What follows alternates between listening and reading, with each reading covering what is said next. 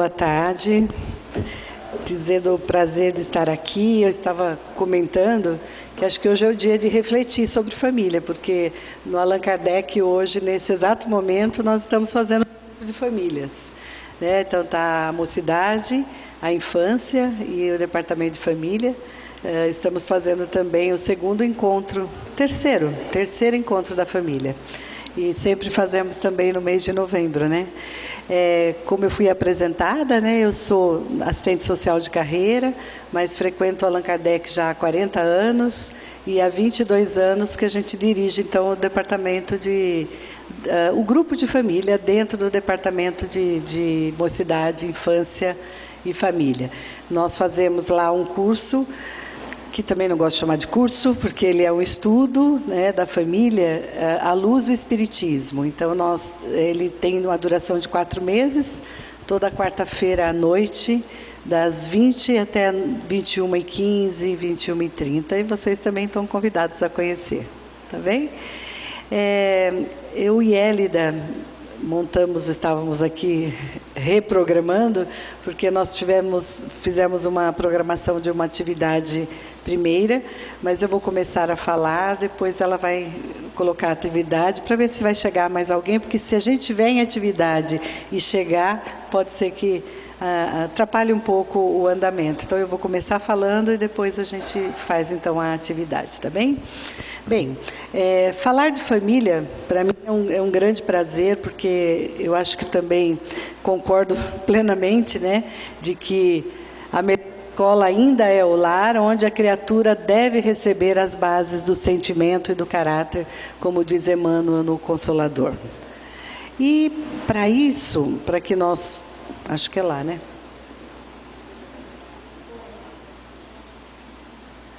É aqui? Desculpa.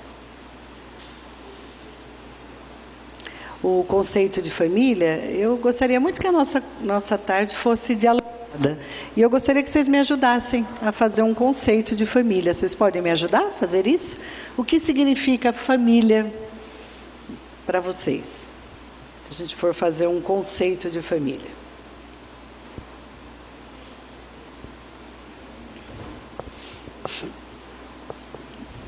Ninguém sabe. Família é amor. Que mais que família é? União. Aprendizado. Que mais nós podemos dizer? Encontro. Aconchego. Ajuda. E como, né? Mas, como? Trabalho. Desafio. Um grande desafio, né? Superação. Troca de experiências. Se a gente for lá no dicionário, nós vamos encontrar um conceito de famílias. E lá nós vamos ver que fala que é a união, né, de várias pessoas que moram no mesmo teto, normalmente pai, mãe, filhos, né, e seus descendentes. E alguns outros vão dizer que são pessoas que convivem por um lapso de tempo relativo, porque a família ela vai se modificando. Mas nós vamos encontrar vários conceitos em torno disso. Agora, se a gente for pensar a família, né, dentro da doutrina espírita, muda um pouco esse conceito do que a gente fala. Eu até falo isso para vocês, assim, como eu disse, eu sou assistente social, então eu trabalho muito com família. E quando nós vamos conceituar família, ela fica, né, dentro disso. Agora, quando nós vamos para o centro espírita, a gente já começa a mudar o conceito, aprofundando no meu pensamento e alargando, né? Eu até costumo dizer que eu acho que a nossa doutrina é a doutrina do R, né? Porque vamos pensar o mesmo conceito. A gente começou falando é união. A única que falou um R aqui foi a Hélida, mas não vale, tá? Porque, assim, nós falamos, né? União, encontro, trabalho, aconchego. Agora, vamos pensar um pouquinho dentro do Espiritismo. Por isso que eu falei que é a doutrina do R. Dá uma olhada, ó. É o reencontro, a reunião. Que mais? O recomeço. Não é a doutrina do R, gente? É a reencarnação das pessoas com uma finalidade. Quando nós reencarnamos com qual finalidade? Nós temos ressignificar. Se a gente ficar aqui, nós vamos. Uma vez eu fiz uma oficina no Kardec e ela chamava mesmo, era reencontro, e eu tinha colocado o re mesmo com destaque. Vocês já tinham pensado nisso? Que a nossa doutrina ela tem esse. É um prefixo, né? Mas que tem um significado muito grande, porque é toda vez essa repossibilidade e uma nova chance que a gente tem. Então, a família na doutrina espírita, ela passa, então, a um conceito muito importante para que a gente possa, então, juntar, né? Eu não sei se estou passando direito, deixa eu ver. Passou duas, será? Passou, né? Então, vamos lá. Eu gosto muito dessa passagem do Pequeno Príncipe, no site Exupéry, né, que ele diz que ele revela um importante aspecto do cuidado, esse espaço de cuidado e proteção, né, da família, que fala da raposa. Mas se tu me cativas, minha vida será como que cheia de sol. Conhecerei um barulho de passos que será diferente dos outros. Os outros me fazem entrar debaixo da terra. Os teus me chamarão para fora da toca como se fossem música. E depois, olha, vês lá longe os campos de trigo? Eu não como pão. O trigo para mim não vale nada. Os campos de trigo não me lembram coisa alguma. E isso é triste, mas tu tens cabelos dourados. Então será maravilhoso quando tiveres me cativado. O trigo que é dourado fará com que eu me lembre de ti. E eu amarei o barulho do vento no trigo. Quando nós falamos disso, nós falamos de uma coisa muito importante na família e nas pessoas com as quais a gente se relaciona, que é o vínculo. E o vínculo, ele é tão importante, né, na nossa existência, e a gente vai chamar muita atenção hoje da importância do vínculo nos primeiros dias de vida.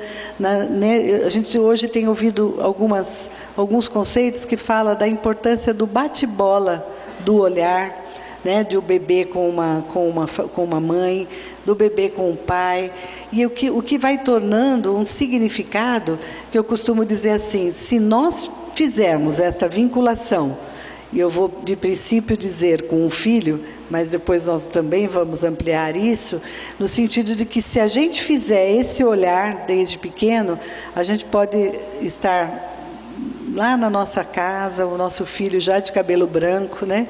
Entrar para dentro de casa e a gente bater o olho nele, a gente vai dizer, o que você tem hoje?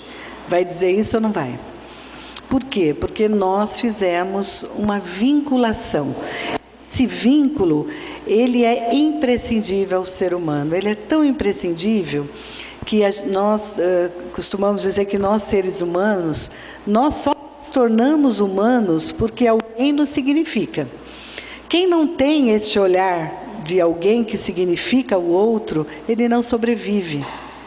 Porque nós não nascemos pronto, nascemos? Nós vamos conversar um pouquinho sobre isso. A convivência em família é que vai contar a história de cada um de nós.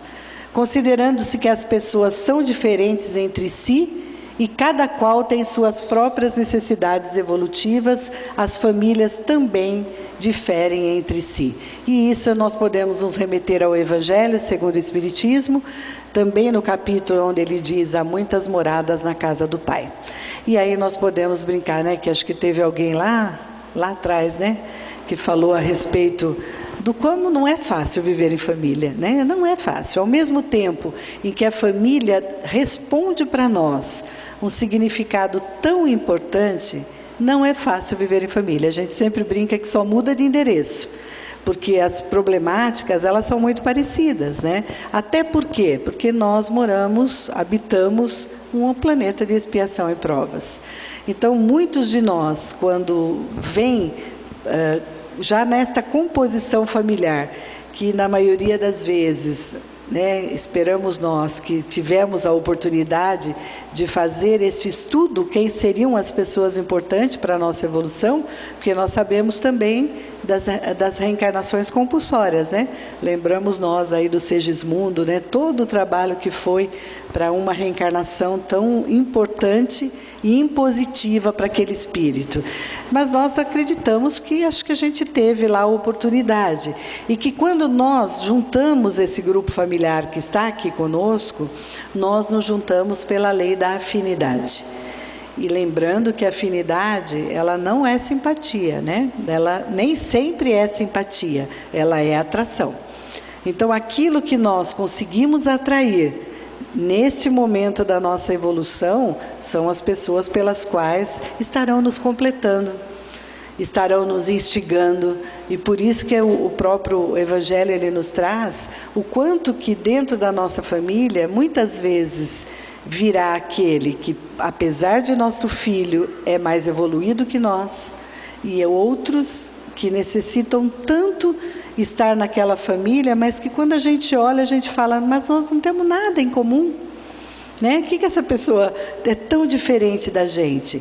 Ela veio com um significado também, um significado de nos cutucar, de não nos deixar à vontade. E lá até no estudo da família, a gente faz um pouco esse estudo, né, de como que, se a gente parar para olhar a característica das nossas famílias, vivendo neste planeta Terra, a gente vai perceber que existem famílias que às vezes a indiferença ela chega até quase que ao abandono. São pessoas que vieram, mas cada uma tocando conta da sua vida, e às vezes quando a pessoa precisa de algo, ela vai pedir para alguém fora da família consanguínea. Nós vamos ver outros que, apesar disso, já têm um certo interesse nas pessoas, uns com os outros. Mas nós vamos ver também família que a gente olha e fala, nossa, que coisa mais bonita, né? É tão natural a harmonia que rege aquela família, mas o que eu acho bastante interessante, que mesmo essas famílias, elas não vieram para ficar de braços cruzados. Elas muitas vezes vieram para que o trabalho maior não fosse para dentro, mas que o trabalho de dentro as levasse para fora. Então, são famílias que já vieram mesmo, e a gente percebe, né, na casa espírita, muitas vezes, a gente identifica, né, as pessoas que falam, não, os pais não chegam a ter um grande trabalho, né, com a condução dos filhos, mas tem o trabalho de conduzir para a cidadania, para a vida, né, para as atividades. Quem traz muito isso para nós, com uma clareza grande, é a parábola do semeador, né? Se nós olharmos a parábola do semeador com o olhar da família, nós vamos ver lá, o semeador saiu a semear, e parte da semente ele joga no espinheiro, parte na terra com pedregulhos, né? Partes na beira do caminho, e partes ele joga no solo fértil. E se a gente olhar para isso com o olhar da família, a gente vai perceber que o semeador, apesar de saber que ele estava jogando entre os espinhos, entre as pedras ou no chão batido, ele não deixou de jogar a semente. Então, se nós olharmos para a família, e mesmo aquele que eu acho que a beleza também dessa parábola, ele diz que mesmo aquele que ele jogou em terra fértil, deu 100 para 1, 20 para 1, nem todas deram o mesmo resultado, apesar da terra ser boa. Não é isso que a parábola fala? Então, se a gente trouxer isso para a família, né, em primeiro lugar, o lugar dos pais, o lugar daqueles que conduzem a vida do outro, ele diz e ele nos ensina que cada filho ou pai ou pessoa que conosco convive, ela traz consigo aquilo que ela conseguiu ser até este momento. Nós reencarnamos, mas nós trazemos aquilo, falo que é a nossa caixinha preta, né, que é o nosso perispírito, ele vai guardando aquilo que nós conseguimos ser até aquele momento. Por que eu falo que a riqueza dessa parábola ser olhado dentro da família? É que muitas vezes a gente quer exigir que um filho, a gente fala, mas eu sou a mesma mãe, eu sou o mesmo pai, eu dei o mesmo ensinamento, por que um é desse jeito, o outro daquele jeito? Por quê? Porque a história de cada um é de cada um. Quem muitas vezes, e às vezes a gente dialoga com colegas que não têm a visão espírita, né, dessa convivência familiar, E eles falam assim, mas saiu de mim, né? Vocês não escutam isso às vezes? Saiu de mim, não, a gente não é assim, como que essa pessoa... Não, pera, o que saiu de nós? Por isso que eu digo, maravilha de doutrina que nós temos para entender as coisas. O que saiu de nós? O corpo, né? Onde um óvulo, né? Um espermatozoide se juntou e nós demos um invólucro carnal. O espírito já existia. O filho não é nosso filho, ele é filho da vida. E ele passa por nós para que a gente dê a ele o melhor de nós. Mas nós vamos ver o que ele consegue responder. Porque ele não sempre vai responder a toda a nossa expectativa, porque é aquilo que ele consegue fazer, né? Quando a família consegue entender que cada um vai responder, mesmo que seja na terra fértil, né? 100 para 1, né? 30 para 1, cada sementinha que a gente jogar, cada um vai responder de uma forma, você passa a amar, né, aquela pessoa do jeito que a pessoa é. E é um pouquinho disso que eu quero trazer para que a gente faça uma reflexão. Quando a gente olha o Boff, né? O Boff, ele fala muito do cuidado, gosto muito de ler o que ele traz, e ele fala que o cuidado, ele é parte integrante e constitutiva do ser humano e tem, portanto, uma dimensão ontológica. Se não existir um cuidado prévio, o ser humano não se rompe na existência. Portanto, o ser humano é alguém que precisa ser cuidado. E falar de ser humano sem falar do cuidado, não é falar do ser humano. Então, nós vamos dar aqui um exemplo, né? Nós, cotidianamente, temos visto na nossa vida, nascer lá uma cachorrinha, né? Dá a luz aos cachorrinhos, ela fica um tempo com aquilo ali, daí a pouco cada um já segue para o seu canto. E eu achei muito interessante, eu escutei um pediatra falando essa semana, e ele defende muitíssimo a questão da amamentação, né? E ele diz assim, não é o leite materno, é o ato de amamentar. Porque aquele olhar que se cruza e o contato físico, ele é muito mais do que o leite. Porque muitas vezes a mulher diz assim, eu vou tirar o leite, eu vou colocar em tal lugar. Ok, fisicamente pode ajudar. Mas no conceito do que significa uma amamentação, eu falo que hoje a evolução da ciência, né, tem chegado... Estados Unidos tem pesquisa para tudo. A última pesquisa que eu vi dos Estados Unidos, eles chegaram a acompanhar um grupo longitudinalmente de pessoas que tinham sido amamentadas e junto com pessoas que tinham nascido no mesmo dia e não tinham sido amamentadas. E eles conseguiram comprovar que os que foram amamentados ganhavam R$500 em média a mais do que as outras pessoas. Isso são os americanos, né? Mas eles quiseram, mais do que isso, comprovar o quanto que emocionalmente o ato de amamentar faz uma diferença. Bem, trazendo novamente, quando a gente olha lá um potrinho nascendo no meio do pasto, esse então é impressionante, né? Ele acabou de nascer, a perninha vai assim e ele já sai andando, não é isso que acontece? E nós, hein? Se a gente nascer e a gente não for cuidado, o que acontece? Morremos. E eu acho que quando a gente para pensar uma coisa dessa, eu falo que eu lembro muito dos livros da Joana de Ângeles, onde ela diz o quanto nós devemos. Ela diz nos aspectos, muitos aspectos, um deles que eu gosto muito é do auto-perdão, né? De que a gente também se perdoe por muitas coisas que nós fazemos e que gostaríamos de fazer diferente, mas ela diz da importância da gente perdoar os nossos pais. Muitas vezes na vida, a gente chega, né, num determinado momento e fala assim, mas isso é meu pai não me deu essa oportunidade, a minha mãe não me deu aquela oportunidade, né? E se a gente conseguir parar e olhar para trás, né, para o nosso antepassado e ficar de bem com eles, porque eles fizeram o melhor que eles puderam, e que hoje eu tenho condições, inclusive, de olhar lá e dizer, isso eu não quero para mim, então eu faço um corte, não um corte com a pessoa, mas um corte com as coisas que eu acho que são boas para mim, e aquelas que eu acho que eu posso fazer diferente, e sigo para frente. Para trás, nos sobra o perdão. Porque muitas vezes, esse para trás é uma muleta para que a gente também não enxergue as coisas que nós temos. É mais fácil eu dizer, eu não recebi, ou me deu de forma equivocada, olha o que sobrou de mim. Não, espera um pouquinho. O que foi até agora? E aí, quando eu peço essa questão da gente olhar para trás e agradecer, é nesse aspecto que a gente disse, nós não estaríamos aqui se alguém não tivesse cuidado de nós. Pode não ter sido o cuidado que a gente quis, mas nós não estamos aqui, né, se alguém não deu um grande tempo da sua vida para cuidar de nós. Só por isso, obrigada. Né? Essa questão da gratidão, né? Da gente poder realmente agradecer. E uma outra pessoa que eu trago, que é alguém que eu procuro ler, que eu gosto, que é o psicanalista, né?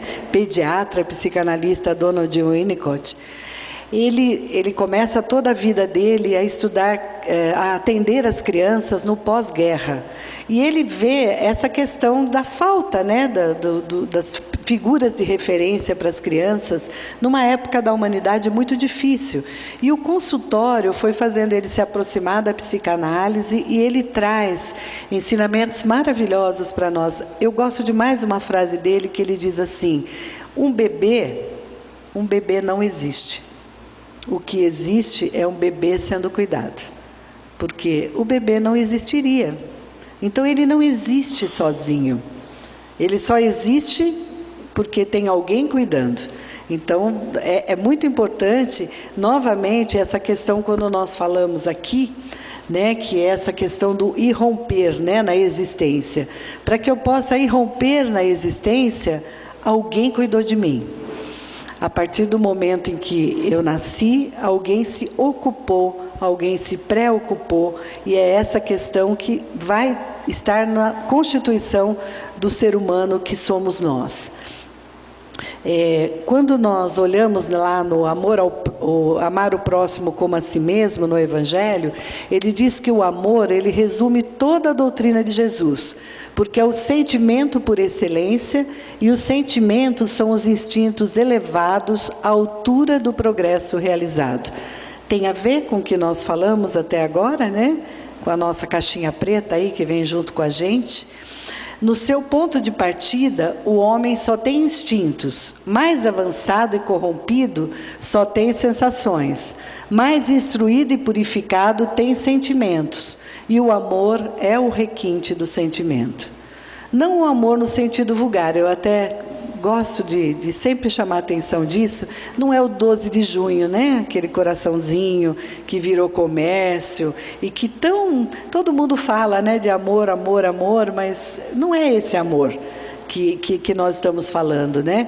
Não é esse sentido, mas esse sol interior que reúne e condensa em seu foco ardente todas as aspirações e todas as revelações sobre-humanas.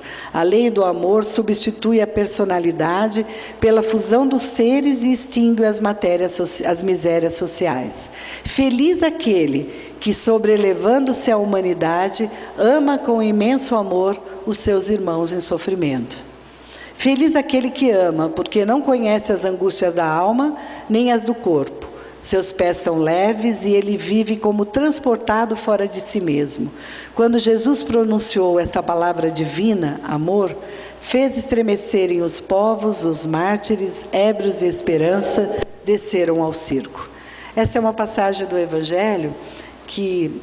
Aí a gente lembra outra vez da Joana de Ângeles e a gente se perdoa, porque a gente está muito longe de sentir isso, né? Ou de viver isso. Mas eu gosto de lembrar sempre de uma passagem também do Evangelho, onde diz, a felicidade não é deste mundo, não é isso? Ai, mas eu adoro botar uma vírgula e pôr assim, mas pode nele começar. Por quê? Nós temos que passar por tudo isso que nós estamos passando, levando algum aprendizado disso aqui, né? Porque nós não estamos aqui à toa, ainda estávamos conversando, né, sobre famílias ali atrás, não estávamos?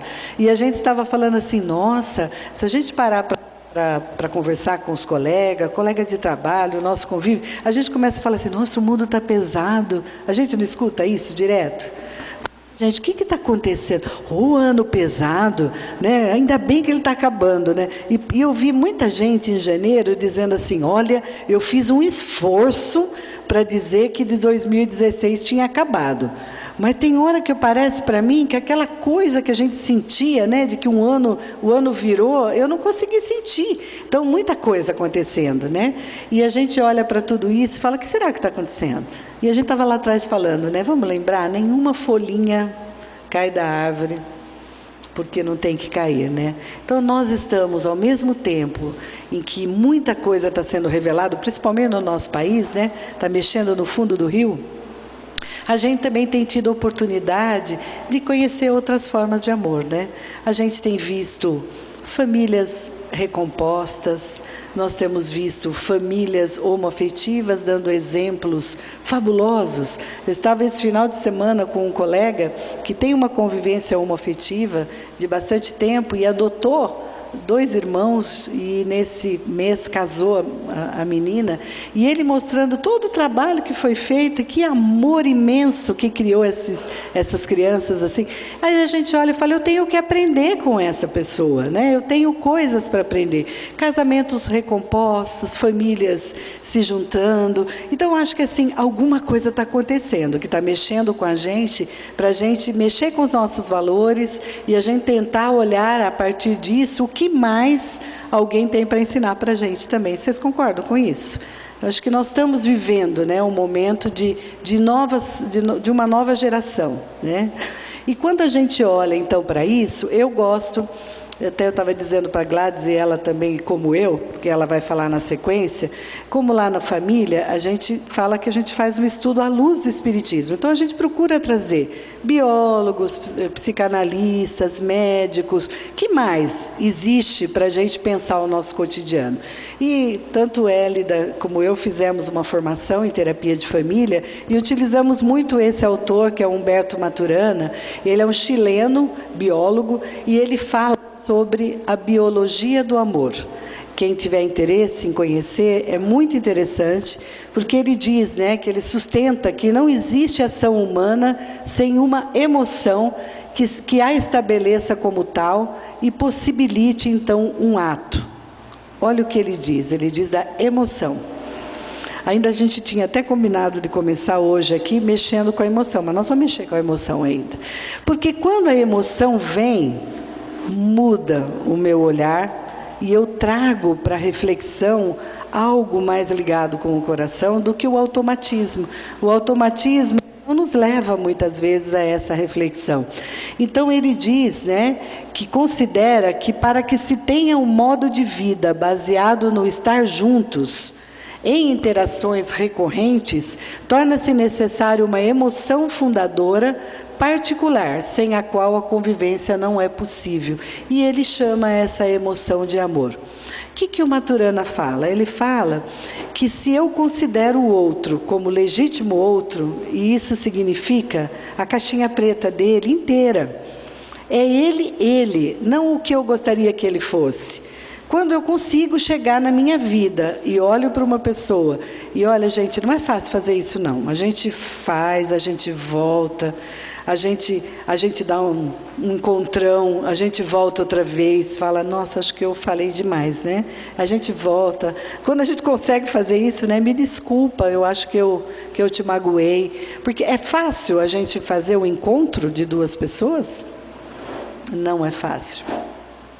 A gente costuma estudar lá no Grupo Família, e eu acho que essa relação triádica, que é muito bem explicada, né, pela corrente do Freud, onde ele coloca a mãe, o pai e o filho, mas ele não coloca só a mãe e o pai, ele coloca a função materna, e a função materna que muitas vezes, e é aí que eu quero entrar também, ela não é exercida só por quem gerou. Ela é exercida por qualquer pessoa que se coloque para cuidar de alguém. Não precisa, e isso a doutrina nos ensina a todo instante. Eu tenho um casal de amigos que a gente brinca que eles fecharam a fábrica para o lado de lá e veio a minha 3ª filha, na verdade a 5ª filha, né? Que eu tive filhos gêmeos no começo, e ela é a 5ª filha, né, Hélida? E ela é morena, e todo mundo olha para mim, né? Às vezes a gente ia para a praia, no que ela chegava no começo da praia e ia até o final, ela já tinha mudado de cor totalmente.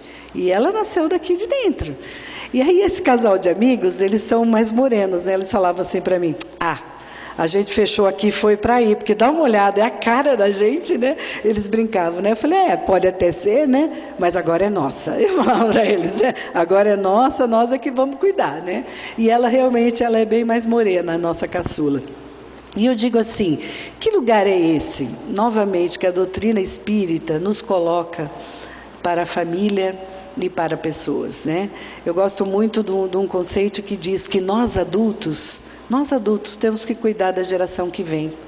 Não importa se saiu daqui, se chegou, se é um menino que está na rua, se é uma criança que está sem família. A partir do momento em que eu entendo o que a doutrina quer dizer, eu vou tirar de mim o amor na relação com o outro, entendendo a dor do outro, porque viver, muitas das vezes, é a gente se confrontar com as dores, porque não é fácil viver, né? Nós temos a todo instante que estar confrontando com os grandes desafios. Então nós podemos falar não só de pai e de mãe, nós podemos falar de pessoas significativas na vida do outro, lembrando que eu comecei a dizer hoje que eu só me torno humano se alguém me significa.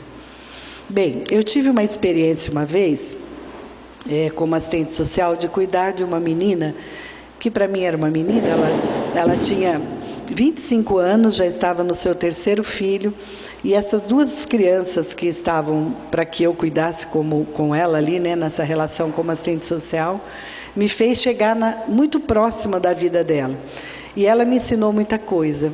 E eu fui tentando escrever aquilo que eu observava dessa minha relação profissional, e eu acabei criando, né, até um jeito para entender, que era como se, quando a gente nascesse, a gente pendurasse uma bolsa aqui, e a gente fosse pondo dentro dela todas as nossas experiências negativas, positivas, e a gente fica torcendo para todo mundo ter mais positiva do que negativa, mas as negativas são importantes também. São elas que nos frustram, são elas que nos dão limite, elas só precisam vir no ponto certo, porque elas nos faz crescer. Só que na porta de entrada da bolsa, ninguém pergunta assim: foi a mãe que pôs? Foi o pai que pôs? Alguém pergunta na boca dessa bolsa? Não pergunta. Alguém pôs. E sabe o que é mais importante? É a gente chegar na idade adulta, diante de um problema, a gente mexe na bolsa, pega algo que faz a gente responder aquele problema. Sabe o que eu via naquela mulher? Ela revirava a bolsa e ela não encontrava. E o porquê? Ela queria demais cuidar dos filhos dela, mas ela não tinha na bolsa dela elementos que fazia com que ela pudesse ser mãe. Ela queria ser filha. E ela demonstrou isso para mim o tempo inteiro, a ponto, né, ela era negra, e eu branquinha desse jeito, e ela olhava quando eu saía junto com ela, ela falava: será que alguém pensa que eu sou sua filha? Porque eu representava um sentimento maternal de cuidado para ela. Então ela olhava para mim com o sentimento. E a situação, ela foi tão difícil que a gente teve que chegar junto com ela na conclusão de que os filhos precisavam seguir a vida, porque ela não ia conseguir cuidar deles. E ela teve essa busca incessante da mãe, e depois eu vim a saber que a mãe foi presa e ela foi presa também. Eles se encontraram. Então, assim, às vezes essa busca, ela não teve, e aí fica muito difícil. Pode ser refeito? Então vamos lá, pode ser refeito em qualquer momento da vida, mas às vezes tem situações que a gente não consegue mais superar em determinados aspectos, porque já está tão prejudicado que a pessoa não consegue fazer essa virada. E nós vamos precisar amar naquilo que a pessoa conseguiu. Não conseguiu isso? Não, mas vamos continuar. Ela vai fazer outras coisas e essas pessoas vão ser cuidadas por uma outra família. Então, são decisões muito difíceis, né, de serem tomadas. O amor, no caso do Maturana, ele fala que essa emoção que constitui o domínio de ações em que nossas interações recorrentes com o outro fazem do outro um legítimo outro na convivência. As interações recorrentes no amor ampliam e estabelecem estabilizam a convivência, enquanto as interações recorrentes na agressão interferem e rompem a convivência. O que o Maturana fala nesse estudo da biologia? Que realmente, se eu aceito o outro como legítimo outro, eu tenho interações sociais. Quando eu não aceito o outro como legítimo, eu tenho outra coisa. E ultimamente a gente anda muito cheio de outras coisas, né? Eu costumo dizer que nós estamos vivendo uma coisa meio 51-49, né? Quando o 51 vence a presidência da República, 49 não deixa governar. E quando eu estou numa opinião forte, ou eu sou extremamente feminista, às vezes eu não consigo entender que o outro não consegue entender a importância disso. Ao passo que, se eu aceito o outro como legítimo outro, eu vou aceitar que ele consegue chegar até ali. E eu não vou exigir dele mais do que aquilo que ele pode. Vou continuar educando, vivendo. Ok? Então, eu acho que a gente pode pensar um pouco o quanto Maturana nos ajuda. E aí, novamente, uma passagem do Evangelho que fala dos laços de família não são destruídos pela reencarnação, como pensam certas pessoas. Pelo contrário, são fortalecidos e reapertados. O princípio oposto é que os destrói. Os espíritos formam no espaço grupos ou famílias, unidos pela afeição, pela simpatia e a semelhança de inclinações. Esses espíritos, felizes de estarem juntos, procuram-se. A encarnação só os separa momentaneamente, pois que, uma vez retornando à erraticidade, eles se reencontram como amigos na volta de uma viagem. Muitas vezes eles seguem juntos na encarnação, reunindo-se numa mesma família ou no mesmo círculo, e trabalham juntos para o seu progresso comum. Se uns estão encarnados e outros não, continuarão unidos pelo pensamento. Os que estão livres velam pelos que estão cativos, os mais adiantados procurando fazer progredir os retardatários. Após cada existência terão dado mais um passo na senda da perfeição, naquilo tudo que nós vamos nos ajudando nesta forma de crescimento. Aqui eu trago agora também mais uma reflexão da doutrina, se aproximando, né, de muitos conceitos que hoje a ciência vem comprovar, e eu falo que há quanto tempo Kardec já vem falando determinadas coisas para nós. Acho que eu vou precisar do amigo lá, né? Posso clicar ou você já clica?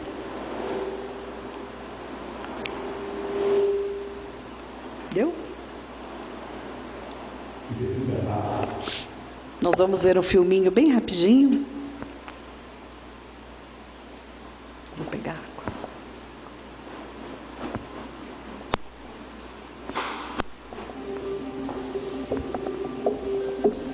As experiências vividas pela criança durante os primeiros anos de vida têm um impacto duradouro na arquitetura do cérebro e no desenvolvimento.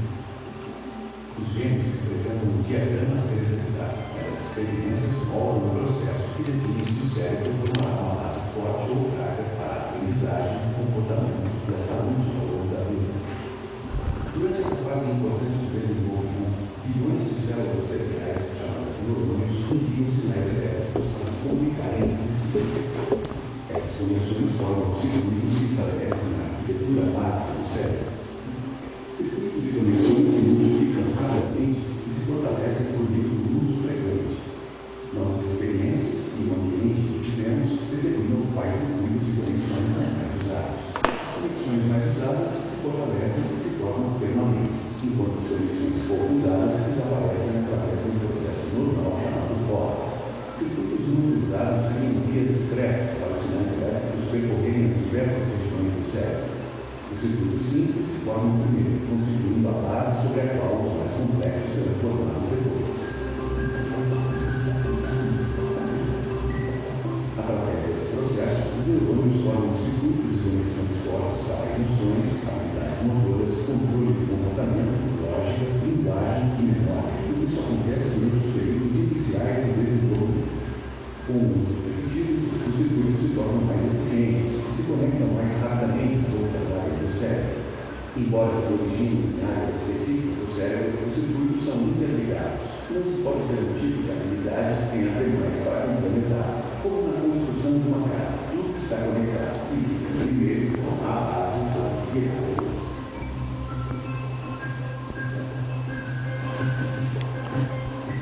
Ele é um videozinho bem pequeno, não sei se vocês já tinham visto um vídeo como esse, mas isso tem sido já nos últimos anos, né, a questão da neurociência, comprovando o quanto o estímulo e esse espaço onde uma criança é criada, ela pode ou não fazer ligações que estabelecem aquilo que ela vai ser, né, no futuro. Então, uma criança criada num ambiente suficientemente bom é muito diferente de uma criança criada em situações de estresse contínuo. E o quanto hoje a ciência tem conseguido comprovar que esse espaço onde a criança vive, ele tem que ser harmonioso e estimulador, para que ele possa desenvolver a inteligência e o estar no mundo. Que a gente olha para isso, né, perante o Espiritismo. Se a gente for olhar aí a primeira infância, a adolescência, a idade adulta e idosos, eu vou terminar aqui fazendo um gancho para Gladys, né? Nós vamos olhar lá no Livro dos Espíritos, na pergunta 385, que diz, né, que é que motiva a mudança que se opera no caráter do indivíduo em certa idade, especialmente ao sair da adolescência? É que o espírito se modifica? Então, antes de falar da adolescência, eu peguei um trecho da resposta, depois eu acabo falando da adolescência, mas nesse trecho ele fala o seguinte da infância. A infância ainda tem outra utilidade. Os espíritos só entram na vida corporal para se aperfeiçoarem, para se melhorarem.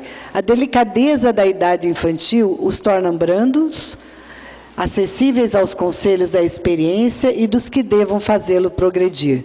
Nessa fase é que lhes pode reformar os caracteres e reprimir os maus pendores. Tal o dever que Deus impôs aos pais, missão sagrada de que terão que dar contas. Assim, portanto, a infância é não só útil, como necessária, indispensável, mas também consequência natural das leis que Deus estabeleceu e regem o universo. Nesse momento, acho que juntando um pouco o que a doutrina e a ciência vêm nos mostrando, dessa importância da idade, né, desta primeira infância, nós vamos depois ver uma passagem de Santo Agostinho, no Evangelho.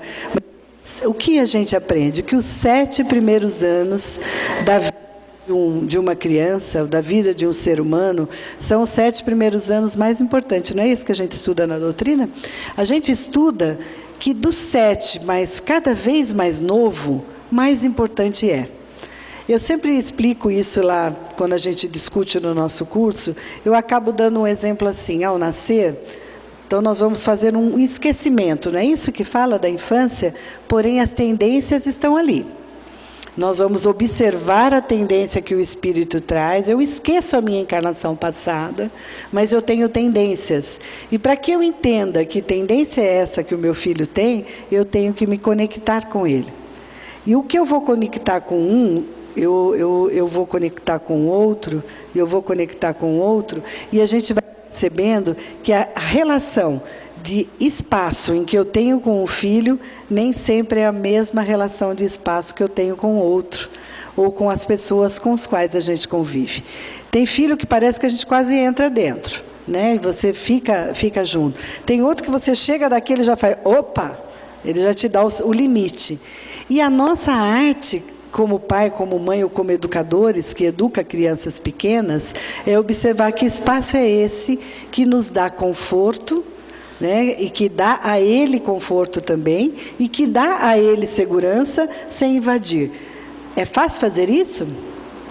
Requer muita atenção, cuidado e vontade de fazer, que é o que o outro ser humano precisa. Se alguém não se dispuser a fazer isso pelo outro ser humano, o sentimento que gera no outro é de abandono. Eu não me sinto acolhido quando o outro não se preocupa para que eu possa, então, me tornar alguém.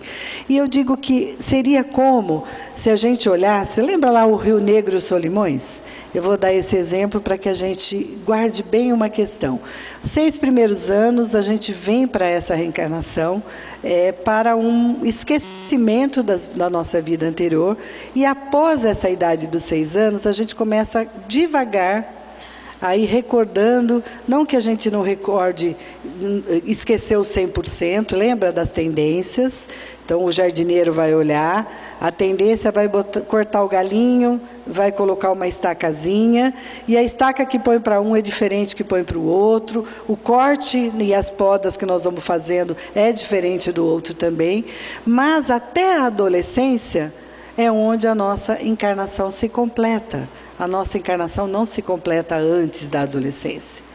E quando nós vamos lá para os cientistas dizem hoje que essa plasticidade do cérebro e as janelas de oportunidade, elas ocorrem principalmente nos 6 anos, mas principalmente nos 3 primeiros anos de vida.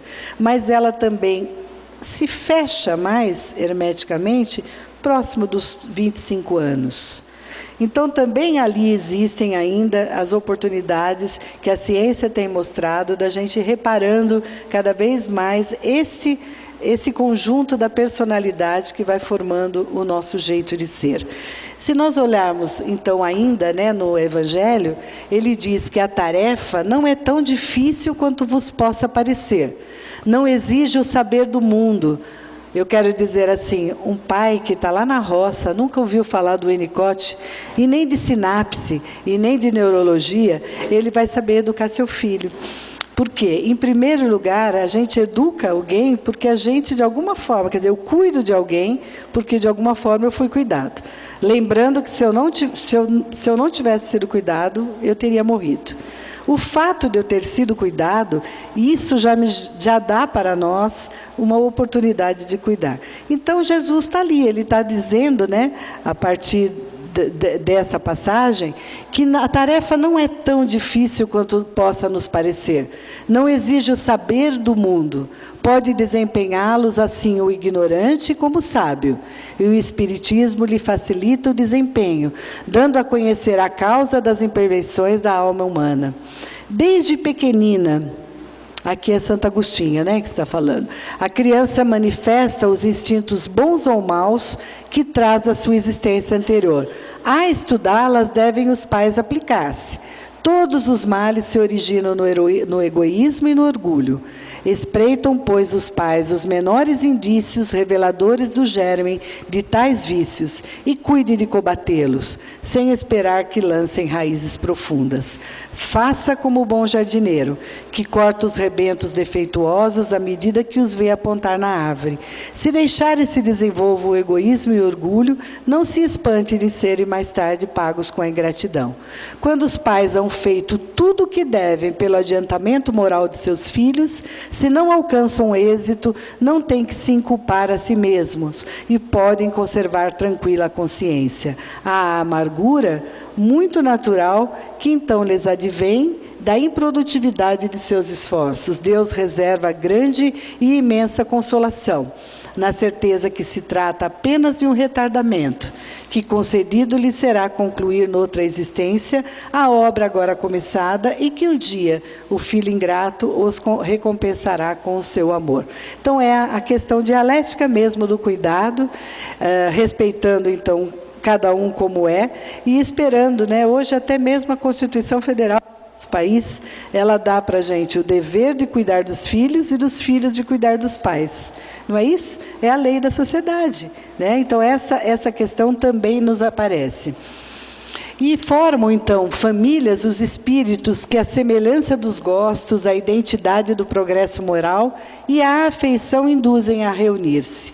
Esses mesmos espíritos, em suas migrações terrenas, se buscam para se agruparem, como fazem no espaço, originando-se daí as famílias unidas e homogêneas. Se nas suas peregrinações acontece ficarem temporariamente separados, mais tarde tornam-se a encontrar-se venturosos pelos novos progressos que realizaram.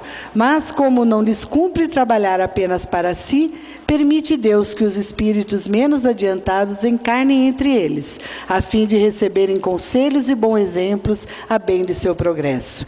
Esses espíritos se tornam, por vezes, causa de perturbação no meio daqueles outros, o que constituiu para esses a prova e a tarefa a desempenhar. Santo Agostinho reafirma: acolhei-os, portanto, como irmãos. Auxiliai-os e depois no mundo dos espíritos a família se felicitará por haver salvo alguns náufragos que a seu turno poderão salvar a outros. Então nós vamos seguindo a nossa jornada, aparecendo então as pessoas com as quais nós temos que conviver. E ele completa a questão do Livro dos Espíritos, que é a mesma que eu lia da infância.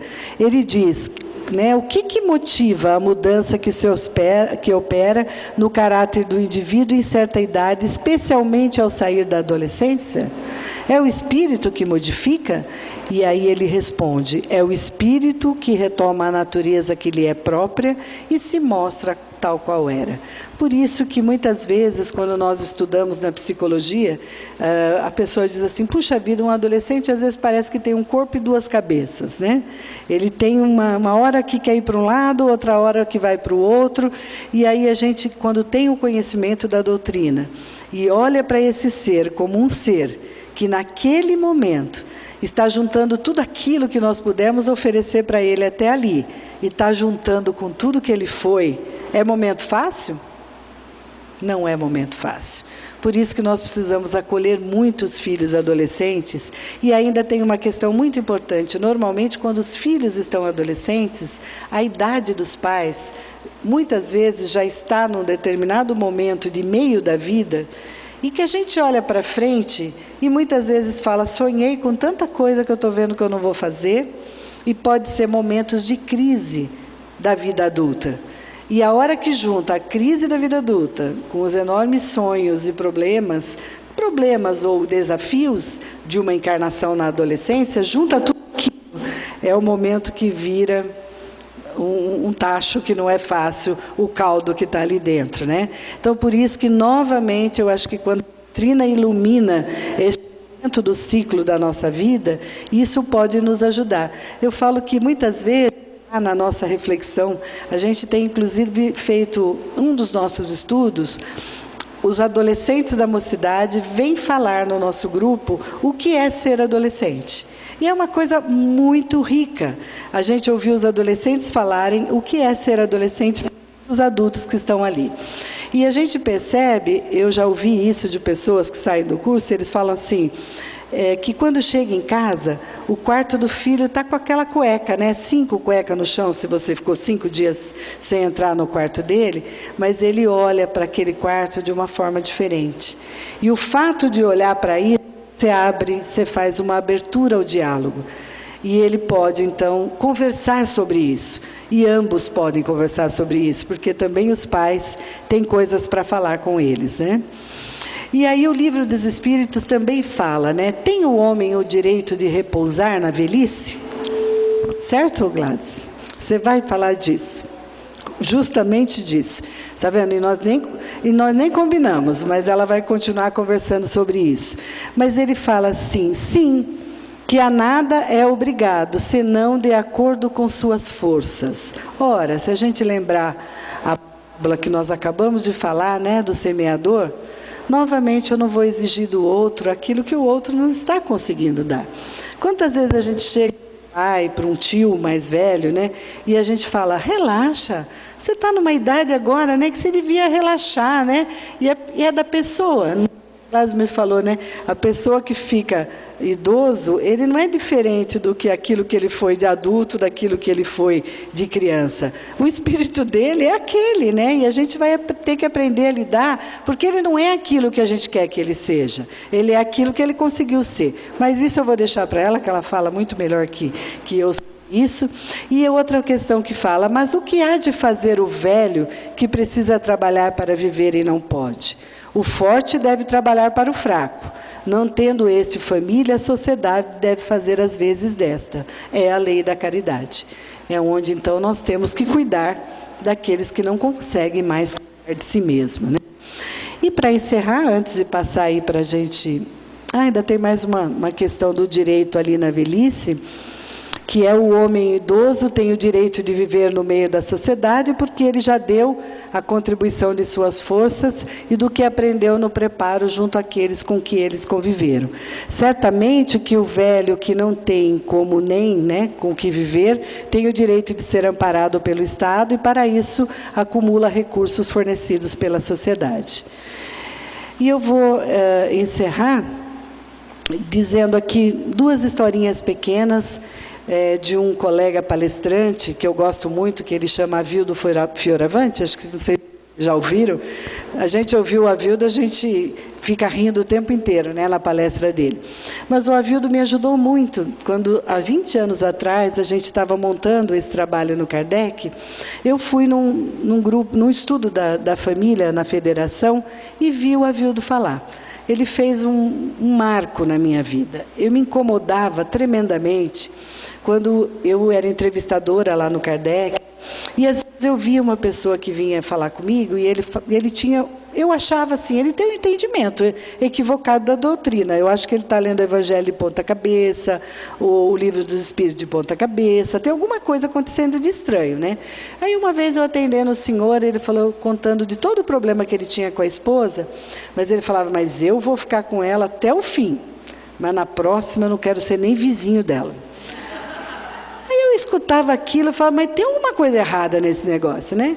Aí um dia vou e escuto o Avildo falando, e a palestra dele chamava Troquei 6 por meia dúzia. Bem, então eu vou falar de 2 que também naquele momento para mim serviu muito, né?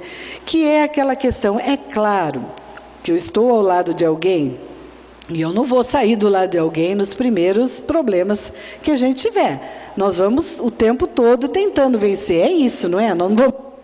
Nós vamos. Mas chega num determinado momento que muitas vezes algumas relações, elas chegam num momento tão difícil que às vezes a melhor coisa que tem é a troca mesmo, da gente poder se separar naquele momento. Por quê? É melhor eu aprender a respeitá-lo e viver, às vezes, até melhor separado do que eu viver dentro de um conflito imenso, que não me leva a lugar nenhum, porque eu vou acumular ainda mais problemas, porque eu não superei de enxergar a pessoa como a pessoa é. Então eu vou, né? Quantas pessoas se dão muito melhor quando se separa, porque aplica a lei do amor, independente do anel, né, que coloca no dedo, e vamos tocando a vida. E ele dizia disso, essa palestra foi tão interessante, quando ele falava, eu troquei 6 por meia dúzia, porque eu mudei do meu relacionamento, porque a pessoa tinha isso. Aí eu casei com a outra, o outro tinha aquilo, que era idêntico ao anterior. Então, são questões para a gente pensar. Não estou aqui para dizer, né? Não estou aqui para dizer assim, olha, vamos lá, todo mundo que não se dá bem, vamos se separar. E também não estou dizendo que se separar a gente também não vai encontrar muitas outras coisas que a gente também não vai ter que enfrentar. Resumindo, nós temos que aprender a amar o outro como o outro é e aprender a respeitar para que isso exista. E aí ele contou uma historinha, que eu vou usar a mesma historinha para encerrar, que ele conta uma história do seu Gumersindo e da Dona Mércia.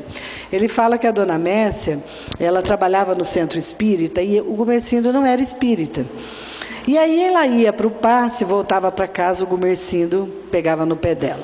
E ela ia fazer a sopa, e ela ia para o centro, ele falava, mas daqui a pouco você vai dormir nesse centro aí, não sei o que tanto que você faz lá. E ela sempre reclamava para os colegas do centro a dureza que era viver do lado do Gumersindo, né? E aí chegou um determinado momento, o Gumersindo morreu. Desencarnou, foi embora, a Dona Mércia, cumpri, né? Fui até o fim com a minha sina, né? Eu não conversei com a Dona Mércia, mas eu acho que ela deve ter dito que ela não queria ser vizinha dele na próxima encarnação, porque ela carregou, né, essa relação até o final. Aí a Dona Mércia, né? Gente, só faltou levar a cama para o centro. Ela ia na segunda, ela ia na terça, ela ia na quarta, até o dia que a Dona Mércia desencarnou, né? Acorda do outro lado, tudo limpo, as flautas, né, tocando, as harpas, né? Ela olhou assim, tinha uma pessoa com computador, ela falou, nossa, computador, né? É, Dona Mércia, tudo que vocês têm lá veio daqui, né? Está aqui, a tua ficha está aqui. Nossa, quantos enxovais, quanto passe. E ela, né? Sou eu, né? E daí a pouco ele fez assim, opa, mas tem um tal do Gumersindo aqui. Aí ela deu um pulo, né, na maca, ela falou, Gumersindo está aqui, né? Ele falou, não, Dona Mércia, ele já reencarnou e está esperando a senhora. Então, naquele momento, para mim, o Avildo, ele me libertou para conversar sobre outras coisas que o Espiritismo nos traz. Muito mais do que suportar alguém, nós temos que aprender a amar esse alguém. E pode ser que a gente não consiga nesta vida. E a gente dê um passinho, mas eu aprendo a respeitar. E este respeito e esse espaço me faça crescer muito mais na relação com esta pessoa do que dependendo do lugar que a gente se coloca nesta existência. Então, que a gente lembre, né, que a nossa doutrina, ela nos trouxe neste mundo para nos ensinar e que nós possamos a cada dia e cada vez mais aprender a amar uns aos outros. E Deus nos dá a possibilidade de voltar em papéis diferentes, tantas vezes quanto for necessário, para que, enquanto aquela tarefa, mostrar que o nosso espírito ainda precisa desse aprendizado. Então, agora, eu quero agradecer por vocês terem estado aqui, por termos passado essa hora junto, e nós vamos continuar aqui a nossa atividade um pouquinho com a Hélida. E também fica aberto, né? Não sei se nesse momento, Hélida, posso perguntar ainda, né? Se alguém quer fazer alguma pergunta, ou se a gente pode passar direto para outra atividade. Alguma pergunta? Não. Podemos ir? Então, vamos lá.